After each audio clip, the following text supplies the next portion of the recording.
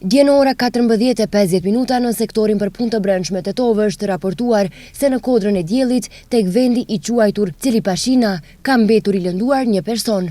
Një ekip nga një shoqat për sport dhe shërbime të tjera me automjet special në ora 16:10 e ka gjetur një 24 vjeçar nga Danimarka, i cili sipas raportimit ishte lënduar nga një ortek dëbore, derisa po skionte. Pas dhënies së ndihmës, personi me autoambulancë është dërguar në një spital privat në Shkup. Dje në ora 15:25 në bulevardin Ilinden në Tetov, zyrtar policor nga sektori për punë të brendshme Tetov kanë privuar nga liria një 19 vjeçar nga fshati Sells e Tetovës.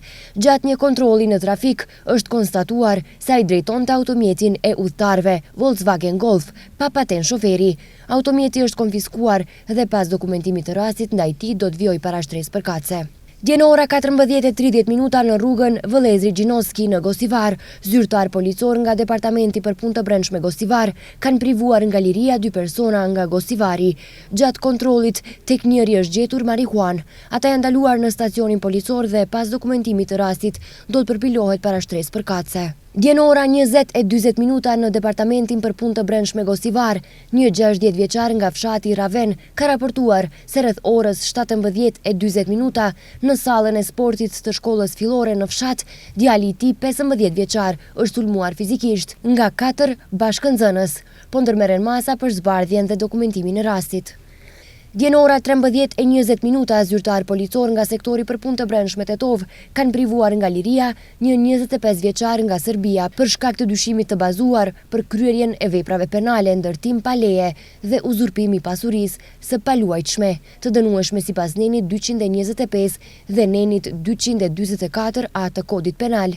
Konkretisht, ai dyshohet se gjatë vitit 2025 në vendin e quajtur Kodra e Mbretit ka ndërtuar një objekt pa dokumentacion përkatës, gjë që plotësisht ka shkaktuar erozion të tokës dhe dëmtim të objekteve fqinje.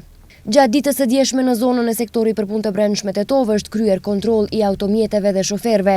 Gjatë kontrollit për parkim të parregullt janë sankcionuar gjithsej 14 shofer, 10 në Tetov dhe 4 në Gosivar, ndërsa 21 automjet janë marrë me automjet special me rimang. Janë sankcionuar edhe 97 lloje të tjera të kundërvajtjeve në trafik, 67 në Tetov dhe 30 në Gosivar.